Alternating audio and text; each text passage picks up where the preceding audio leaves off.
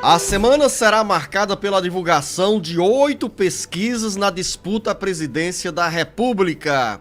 Uma semana, ou quase uma semana após o início da propaganda eleitoral pelo rádio e pela televisão, nós teremos um quadro do sentimento dos eleitores extraído a partir da percepção dos eleitores sobre o desempenho dos candidatos nas eleições, na propaganda eleitoral pelo rádio e pela televisão. Essa percepção poderá ser sentida a partir da próxima sexta-feira, quando completa 8 dias da exibição da propaganda eleitoral pelo rádio e pela televisão. Mas as pesquisas sobre a intenção de voto ao Palácio do Planalto já começam a ser divulgadas nesta segunda-feira. Agora quem chega com as informações é o repórter de Assis Lira. Com a exposição dos candidatos no horário eleitoral da propaganda do rádio e da televisão, os institutos de pesquisas caem no campo para ouvir a opinião dos brasileiros sobre os nomes que concorrem à presidência da República. São pelo menos 8 pesquisas a serem divulgadas ao longo desta semana. 2 levantamentos, IPEC e FSB, têm divulgação programada para esta segunda-feira. As pesquisas estão registradas no Tribunal Superior Eleitoral, com dados dos contratantes, datas de realização das entrevistas e divulgação. O questionário pode ser acessado pelo site do TSE, com informações completas e variantes técnicas exigidas na legislação eleitoral. A lista de pesquisa inclui Datafolha, IPEC, que é o antigo Ibope, Quaest Paraná Pesquisas, Vox Populi, Census, MDA, Poder Data, IPESP, Ideia, Futuro, FSB, GERP e Realtime Big Data. Os números das pesquisas agitam os bastidores das campanhas e podem mudar as estratégias dos candidatos no conteúdo das mensagens levadas aos eleitores. Outro aspecto chama a atenção nesse contexto. Quando a pesquisa é boa, quem as lidera ou se encontra em boa posição, as divulga e as espalha nos grupos e redes sociais. Se o resultado não entusiasma, os candidatos que se encontram com baixa performance tendem a desacreditá-las. Com informações dos bastidores políticos de Assis Lira. Luzenor de Oliveira, é muita pesquisa e isso não vai confundir aí até as estratégias dos candidatos, não, Luzenor de Oliveira? Marcos, os candidatos, os partidos e as coligações também têm as suas pesquisas internas. E essas pesquisas internas que batem com esses números dos institutos que passam a divulgar os números sobre essas candidaturas, sobre o desempenho dos candidatos, se a pesquisa externa, vou falar assim, usar essa linguagem, que são as pesquisas realizadas, contratadas por algumas empresas, por veículos de comunicação, se esses números batem com o levantamento interno feito pela campanha de cada candidato, as ações, as estratégias não serão alteradas, porque ali há uma sintonia, uma sincronia de números e de tendências de votos. Agora, quando há uma disparidade, há uma grande diferença, a pesquisa interna é refeita, os dados são reavaliados, aí sim, nesse caso, os candidatos precisam mudar o conteúdo das mensagens, o discurso que está sendo adotado na campanha, curtíssima, para tentar convencer os eleitores. A primeira pesquisa, como disse o de Assis Lira, será divulgada hoje pela TV Globo, que é a do IPEC, antigo Ibope. E essa é uma das pesquisas que chamam mais a atenção pela tradição do Ibope, embora o IPEC seja um instituto novo, mas é comandado por ex-executivos e técnicos do extinto Ibope na área da pesquisa eleitoral. Mas tem pesquisa também na corrida ao governo do estado. O Sátiro Salles já chega com essa informação, porque aí sim vamos ter uma movimentação ainda maior nos bastidores da campanha ao governo do estado. A semana será marcada com a divulgação da primeira pesquisa do IPEC, após o início da propaganda eleitoral no rádio e na televisão, sobre as intenções de votos ao governo do estado e também ao Senado. A pesquisa, com registro na Justiça Eleitoral sobre o protocolo CE 08708 de 2022, foi contratada pela TV Verdes Mares e será divulgada na próxima quinta-feira, dia 1º de setembro. De acordo com o protocolo no TSE, 1.200 eleitores estão sendo ouvidos entre os dias 26 de agosto e 1º de setembro. O levantamento tem um nível de confiança de 95%, com uma margem de erro de 3 pontos percentuais para mais ou para menos. A pesquisa do IPEC é a única registrada no TSE para divulgação nesta semana no Ceará. A divulgação dos dados sobre o sentimento dos cearenses em relação aos candidatos ao governo do estado, ao Senado e à presidência da República está programada para quinta-feira, 7 dias após o início da propaganda eleitoral pelo rádio e também pela televisão. O horário gratuito está no ar desde a última sexta-feira e é um dos palanques mais valorizados pelos candidatos para maior aproximação com os eleitores. O IPEC, antigo IBOPE, realiza a pesquisa com 2 vertentes, uma estimulada, quando os entrevistados são abordados e os pesquisadores apresentam os nomes dos candidatos, e outra espontânea, quando os eleitores e as eleitoras citam o nome do candidato a governador sem que o pesquisador mostre quais postulantes estão na briga pelo Palácio da Abolição.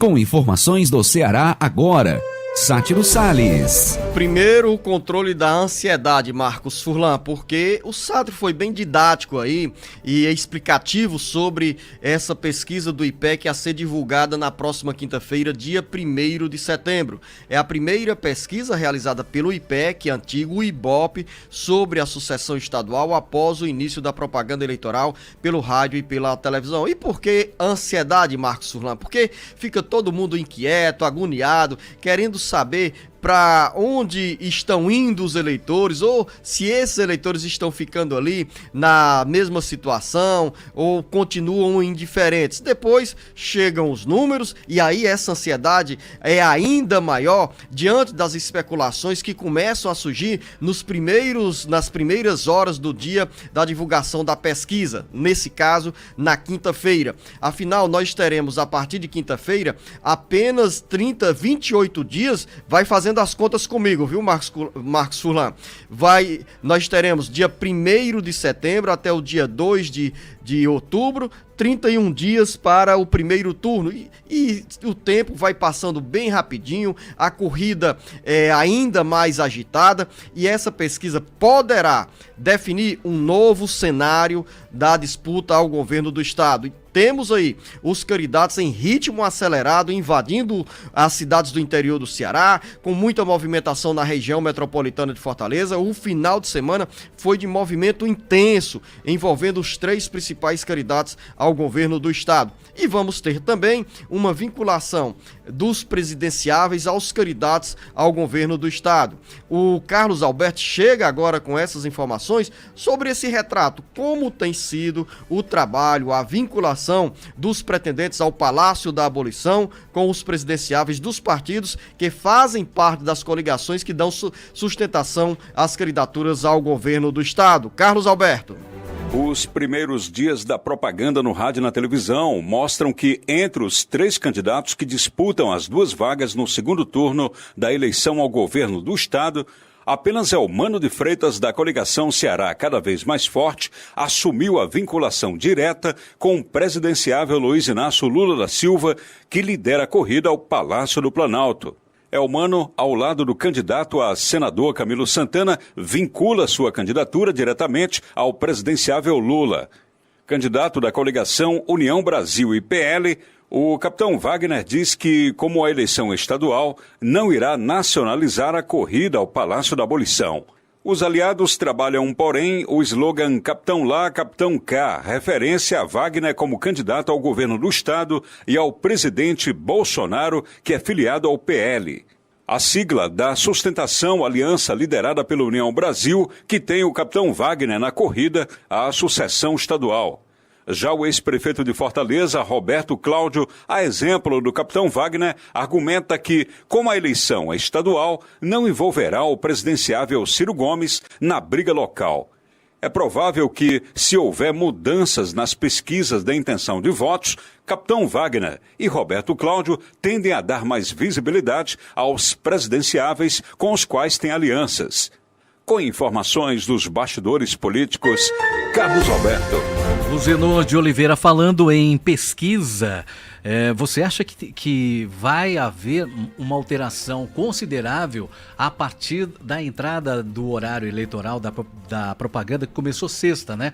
Quinta-feira vai fazer quase uma semana da propaganda do horário eleitoral, onde os candidatos têm o maior tempo para expor as ideias, os planos de governo para toda a população. Você acha que vai ter uma alteração considerável a partir dessa pesquisa? O horário eleitoral, Marcos Furlan, é uma oportunidade que os candidatos têm para apresentar as propostas e também uma oportunidade para os eleitores conhecerem melhor o que pensam os candidatos à Assembleia Legislativa, à Câmara Federal, ao Senado, ao Governo do Estado e à Presidência da República. Há uma quantidade enorme de informações, de propostas, de promessas, algumas ilusórias, outras reais, mas é um conteúdo de extrema relevância para os eleitores avaliarem melhor como se comporta cada um dos homens e das mulheres que quer administrar a presidência da República, o governo federal, quer comandar o estado do Ceará, ou representar a população na Assembleia ou Câmara Federal, ou o estado no Senado. Então, esse conteúdo é de extrema relevância para você, ouvinte, internauta, para você, eleitor, eleitora, ter mais subsídios para saber julgar, para chegar no dia 2 de outubro com mais segurança sobre o nome que você deve votar, que você deve acolher na disputa ao governo do estado, à presidência da República e às casas legislativas. De forma mais objetiva a sua pergunta, será, Luzenor, que esse horário eleitoral vai influenciar? Marcos Furlan, é provável que o horário eleitoral atinja em cheio os eleitores, as eleitoras, do ponto de vista de pegá-los, às vezes, de surpresa, porque além desse bloco que nos antecipa aqui no Jornal Alerta Geral, no rádio, com 25 minutos de duração, nós temos ao longo do dia, de segunda a segunda, inserções, veiculações de 30 segundos e 60 segundos, apresentadas pelos candidatos, pelas candidatas. São mensagens rápidas que pegam o eleitor de surpresa, a eleitora de surpresa, e às vezes alguém pode fazer a reflexão: opa, esse candidato, o Marcos Furlan, está falando a verdade aí. Não, a Camila não está indo na direção que me contempla com as propostas que eu quero ver para quem eu vou dar o meu voto a deputado federal, a deputado estadual ou ao Senado. Então, o horário eleitoral tem uma certa influência na definição do voto para milhões de brasileiros, para milhares e milhares de cearenses. E até mesmo porque o horário eleitoral, eu vejo que ele hoje, ainda mais no dia de hoje, com muitas fake news, ele é um elemento ali de conferência, né? Se realmente o que estão dizendo sobre aquele candidato, contra ou a favor, realmente tem a ver com a situação real de cada partido, de cada candidato, né, Luziano? Você aborda um aspecto extremamente relevante nessa questão, nessa comparação ou na resposta em relação à importância do horário da propaganda eleitoral pelo rádio e pela televisão. Há uma certeza que ali, do ponto de vista da legislação, não tem mentira. Os candidatos podem até apresentar propostas que não são reais, que são longe da realidade e às vezes tem a interpretação da chamada fake news, mas para os eleitores há uma segurança. Opa, aqui, como o controle é da Justiça Eleitoral, nesse conteúdo da propaganda do rádio e da televisão, nós vamos saber. Porque uma coisa, Marcos Furlan, é você se esconder por trás das redes sociais, atribuindo a terceiros determinados conteúdos que às vezes se convertem em mentiras, em fake news. A outra questão é você, colocando a cara tete a tete, olhando para os eleitores, para as eleitoras, para os telespectadores das emissoras de televisão, para quem está nos acompanhando no rádio. A diferença é que lá nas redes sociais, na internet, você pode encher ali os canais, as redes sociais de mentiras e fake news, mas aqui você vai ser julgado pelo que você está falando diretamente aos eleitores, às eleitoras. Então, é importante essa observação que você faz em relação às fake news que se espalham pelas redes sociais e você, eleitor, eleitora, precisa apreciar, precisa avaliar melhor quando você recebe uma mensagem que a origem é duvidosa, ou então quando tem um vídeo ou mesmo um áudio, né, uma voz, que pode ser uma montagem que é usada para prejudicar adversários ou quem esteja aí na disputa pelas eleições de 2022. O TSE está de olho. Você lembra que na última sexta-feira, na última quinta-feira, tivemos aqui no jornal Alerta Geral um dos representantes do Tribunal Regional Eleitoral, da propaganda eleitoral, falando sobre o rigor com que a Justiça Eleitoral está agindo para combater a fake news. Um papel que a Justiça Eleitoral cumpre para as eleições serem mais transparentes, mais verdadeiras e para os eleitores terem mais segurança a caminho das urnas no dia 2 de outubro.